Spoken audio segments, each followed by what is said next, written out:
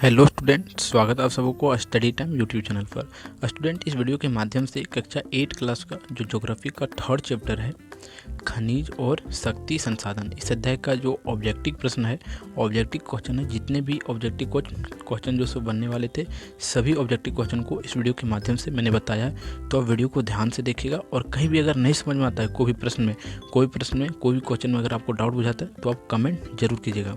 आप कमेंट करेंगे तो आपका सोल्यूशन जो है तुरंत मैं देने का प्रयास करूँगा। तो देखते हैं। देखिए, फर्स्ट प्रश्न क्या कहता है, समझिएगा। कहा जाता है सतह के निकट स्थित खनिज को किस प्रक्रिया द्वारा निकाला जाता है। देखिए, अगर आप वीडियो को जो सो क्या बोल सकते हैं, आप इसका एक्सप्लेन का वीडियो और जो सो इसका प्रश्न उत्तर का वीडियो अगर आप देखे होंगे तो इसका प्रश्न का उत्तर आप खुद दे देंगे। ठीक है, इसके प्रश्न का उत्तर आप खुद दे देंगे। तो अगर आप एक्सप्लेन को वीडियो जो इसका एक्सप्लेन का चैप्टर का वीडियो है, अगर आप उस वीडियो को नहीं देखे हैं तो वीडियो के डिस्क्रिप्शन में उस वीडियो का जो सो लिंक दिया हुआ है। इस वीडियो को देखने के बाद तुरंत आप जो सो एक्सप्लेन, जो मैंने चैप्टर एक्सप्लेन करके बताया है, उस चैप्टर वीडियो को जो सो आप एक बार देखिएगा और उसके प्रश्न उत्तर का भी जो सो वीडियो वहाँ दिया हुआ है, क्वेश्चन आंसर का, तो दोनों को जो सो एक बार विजिट जरूर कीजिएगा। अब देखते हैं।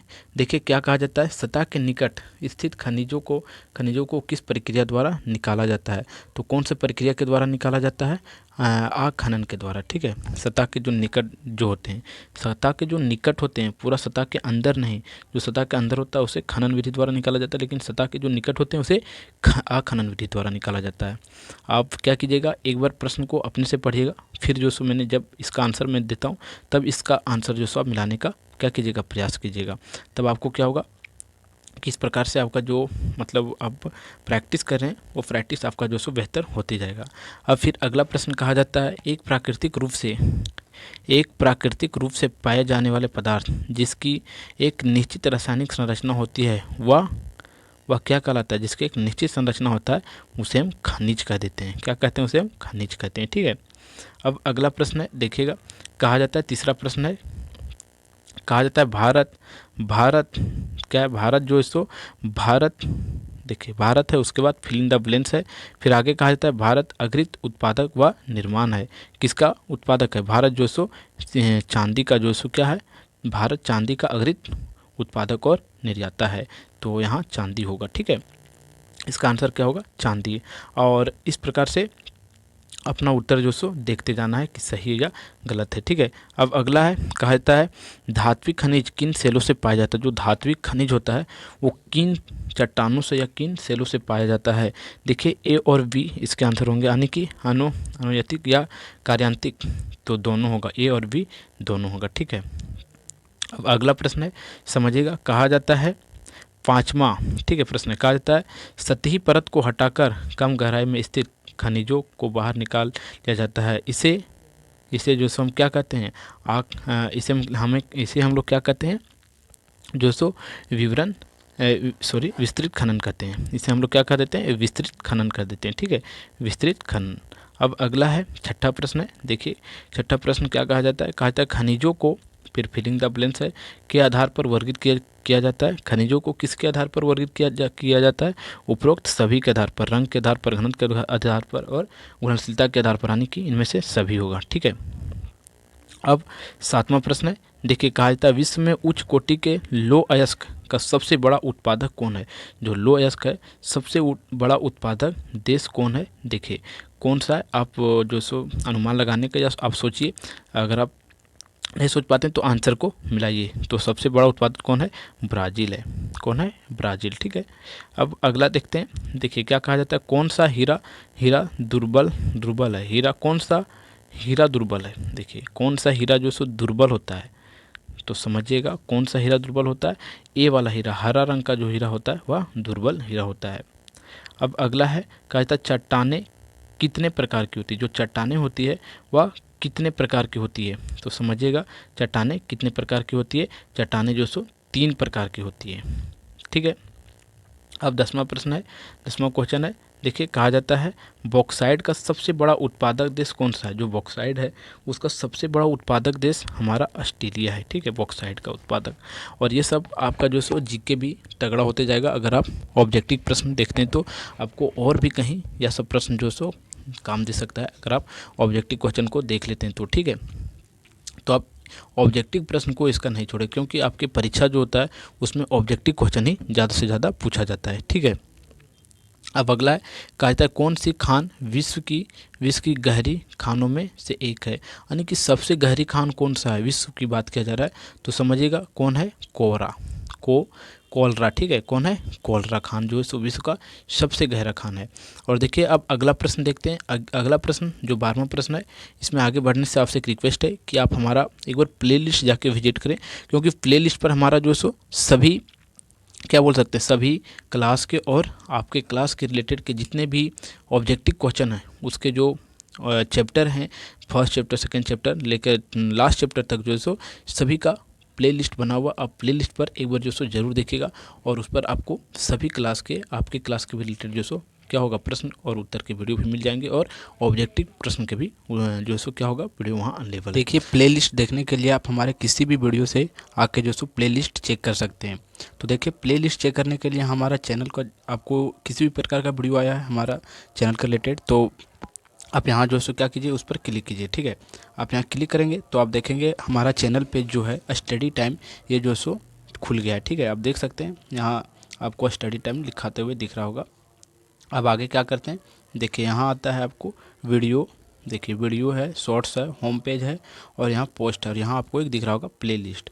तो आपको क्या करना है, सीधा सीधा प्लेलिस्ट पर आना है। ठीक है, देखिए प्लेलिस्ट पर आइएगा आप और प्लेलिस्ट पर आके आप क्या कीजिएगा, देख सकते हैं आप क्लास 7 का साइंस का प्लेलिस्ट बना हुआ है पूरा अध्याय का, फिर उसका आंसर का, क्वेश्चन आंसर का बना हुआ है, फिर इसी प्रकार क्लास 8 का, फिर क्लास 8 का क्वेश्चन आंसर का विज्ञान का है, फिर आप देख सकते हैं क्लास 8 का हिंदी का है और इस प्रकार क्लास 6 7 सबका जो सो प्लेलिस्ट यहाँ बना हुआ है। और आप किसी भी प्लेलिस्ट को ओपन कीजिएगा, देखिए इस प्लेलिस्ट को ओपन करते हैं तो इसमें जो सो आपको पूरा सीरियल बाय सीरियल सभी अध्याय के जो सो वीडियो आपको मिलते चले जाएंगे। तो इस प्रकार यहाँ से आप अगर देखते आके तो आपको भी सुविधा होगा और आपको कहीं और जाने का जो है सो ज़रूरत नहीं पड़ेगा और वीडियो में। ठीक है, तो आप देख सकते हैं ये क्लास 8 का साइंस का है, तो यहाँ से आप देख सकते हैं प्रश्न उत्तर का पूरा वीडियो जो है सो सीरीज बाय सीरीज यहाँ डला हुआ है प्लेलिस्ट में। तो आप प्लेलिस्ट को आकर एक बार जरूर देखिएगा। आगे देखते हैं, कहा जाता है गहन वेधन द्वारा अधिक गहराई में स्थित खनिजों को बाहर निकालने की प्रक्रिया को, जो गहन वेधन होता है उसकी प्रक्रिया को हम क्या कर देते हैं, उसकी प्रक्रिया को हम कूपती खनन कहते हैं, कूप की खनन। ठीक है, अब अगला है, कहा जाता है 13 नंबर का क्वेश्चन है, कहता है खनिज किस प्रकार का उदाहरण है, खनिज जो हमारा है वह किस प्रकार का उदाहरण है, तो खनिज हमारा अनवीकरणीय का उदाहरण है। ठीक है, अब अगला देखिए 14वां प्रश्न है, कहा जाता है पृथ्वी की सतह के नीचे दबी सेलों से खनिजों को बाहर निकालने की प्रक्रिया को क्या कहते हैं। यह प्रक्रिया जो है, इस प्रक्रिया को हम लोग क्या कह देते हैं, जो नीचे दबी होती है उसे हम खान कह देते हैं, जो हल्का सतह पर होती है उसे हम आखान विधि से द्वारा निकालते हैं, लेकिन इसे हम लोग खनन विधि द्वारा निकालते हैं। ठीक है, अब अगला प्रश्न देखिए, कहा जाता है खनिज में कच्चे रूप में धातु होता है। देखिए खनिज में कच्चे रूप में धातु होता है, तो यहाँ क्या होगा, धात्विक खनिज में कच्चे रूप से धातु होता है। ठीक है, इसका ए आंसर होगा 15 नंबर क्वेश्चन का। और 16 नंबर क्वेश्चन देखते हैं, कहा जाता है चिली और पेरू किस अयस्क के अग्रसित उत्पादक हैं, जो चिली है और पेरू है जो सो वह किस मतलब अयस्क वहाँ सबसे ज़्यादा उत्पादक होता है, तो वहाँ जो सो सबसे ज़्यादा तांबे का उत्पादन होता है। अब अगला हमारा, कहा जाता है 17 नंबर का प्रश्न है कि रानीगंज जो पश्चिम बंगाल में है, रानीगंज पश्चिम बंगाल में किस खनिज से प्रसिद्ध है, तो कौन सा से, कोयला से। ठीक है, रानीगंज में सबसे ज़्यादा कोयला निकलता है। अब अगला है हमारा 18वां नंबर का प्रश्न है, कहा जाता है झरिया धनबाद और बोकारो किस राज्य में स्थित है, ये जो सो हमारा झारखंड राज्य में स्थित है। ठीक है, अब अगला 19 नंबर का प्रश्न है, कहा जाता है वे सेल जिनसे खनिज का खनन किया जाता है वह क्या कहलाता है, जिससे खनिज का क्या किया जाता है, खनन किया जाता है, उसे हम लोग क्या कह देते हैं, अयस्क कह देते हैं। ठीक है, क्या कहते हैं, उसे हम अयस्क कहते हैं। अब अगला है 20वां नंबर का प्रश्न है, कहा जाता है फिल इन द ब्लैंक्स है और कहा जाता है एक अन्य धातु है जिसका उपयोग सिक्के से लेकर पाइप का प्रयोग में किया जाता है, किसका, तांबा का। ठीक है, किसका, तांबा का उपयोग जो सो सिक्के से लेकर पाइप बनाने में किया जाता है। अब अगला है हमारा 21वां नंबर का प्रश्न है, कहा जाता है अब्रक फिर फिलिंग द ब्लैंक्स है और खनिज का क्या है, उदाहरण है, इसमें क्या होगा हमारा जो सो किसवा नंबर का होगा हमारा, क्या होगा, अधात्विक का जो सो उदाहरण है, क्योंकि इसमें धातु के गुण नहीं पाया जाता है, इसी चलते ये अधात्विक गुण होता है इसमें। अब अगला नंबर प्रश्न है 22वां नंबर है। क्या कहा जाता है समझिएगा। कहा जाता है कोयला और पेट्रोल किस प्रकार की चट्टानों से प्राप्त होती है। जो कोयला और पेट्रोल होती है वह किस प्रकार के चट्टान से पाया जाता है, तो अवसादिक चट्टानों से प्राप्त होती है। ठीक है। अब देखिए 23वां नंबर प्रश्न। कहा जाता है मैग्नीज, फिर खाली फिलिंग द ब्लैंक्स है, खनिज का एक उदाहरण है। कौन, मैग्नीज कौन सा खनिज का एक उदाहरण है, समझिएगा, लौह खनिज का उदाहरण है।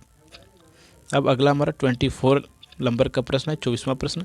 कहा जाता है अनवीकरणीय संसाधन कौन से हैं। कौन सा अनवीकरणीय संसाधन है, तो कौन सा हमारा अनवीकरणीय संसाधन है।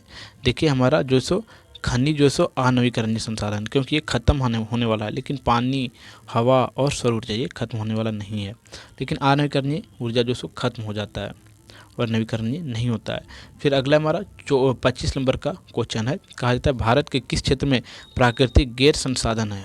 भारत के किस क्षेत्र में जो सो प्राकृतिक गैर संसाधन हैं, ये पूछा जाता है। तो उपरोक्त सभी में है शायद, देखते हैं, जैसे कि जैसलमेर, फिर कृष्णा, गोदावरी डेल्टा और त्रिपुरा, और उपरोक्त सभी में, ये क्या होगा, उपरोक्त सभी में होगा। ठीक है। अब अगला हमारा है, कहा जाता है 26 नंबर का प्रश्न है, पेट्रोल और इससे होने वाली उत्पादकों को क्या कहा जाता है। पेट्रोल और इससे जो होने वाले उत्पादक है उसे हम क्या कहते हैं, तो उसे हम लोग जो सो क्या कह देते हैं, काला सोना कह देते हैं। क्या कहते हैं, काला सोना। ठीक है। अब अगला 27 नंबर का है। कहा जाता है फिलिंग द ब्लैंक्स है, और ये लास्ट प्रश्न है इस मतलब क्या बोल सकते हैं अध्याय का, थर्ड चैप्टर का लास्ट प्रश्न है। कहा जाता है फिलिंग द ब्लैंक्स है, और एक या एक से अधिक खनिजों का समूहन क्या है हमारा, इसका आंसर क्या होगा, सेल होगा। सेल एक या एक से अधिक खनिजों का क्या होता है, समूहन होता है। और इस प्रकार से इस अध्याय का जो प्रश्न उत्तर है, सभी प्रश्न उत्तर समाप्त होता है। अगर आपको वीडियो अच्छा लगता है तो वीडियो को आप लाइक ज़रूर कीजिएगा, और हमारे चैनल पर अगर आप नए हैं तो चैनल को सब्सक्राइब जरूर कर लीजिएगा, और अपने दोस्तों को इस वीडियो को ज़रूर से ज़रूर शेयर कीजिएगा, क्योंकि आप जितना शेयर करते हैं उतना जो सो कोई दूसरा बच्चा या आपके जो मित्र हैं वो सीख पाएगा। ठीक है। अपने स्कूल ग्रुप और ट्यूशन का ग्रुप जो है उसमें शेयर जरूर कीजिए इस वीडियो को, क्योंकि 1 नंबर वाला प्रश्न है, ऑब्जेक्टिव प्रश्न है, आपके परीक्षा में ज़्यादा पूछा जाता है। और ये जितने भी प्रश्न हैं सभी प्रश्न जो सो क्या बोल सकते हैं, इंपॉर्टेंट प्रश्न है। इस अध्याय में जो मैंने पूरा खोज कर इसी 27-28 प्रश्न जो सो क्वेश्चन बनाया, जो कि आपके लिए बहुत ही इंपॉर्टेंट है। तो ठीक है, फिर मिलता है आपको एक नई वीडियो में, तब तक के लिए।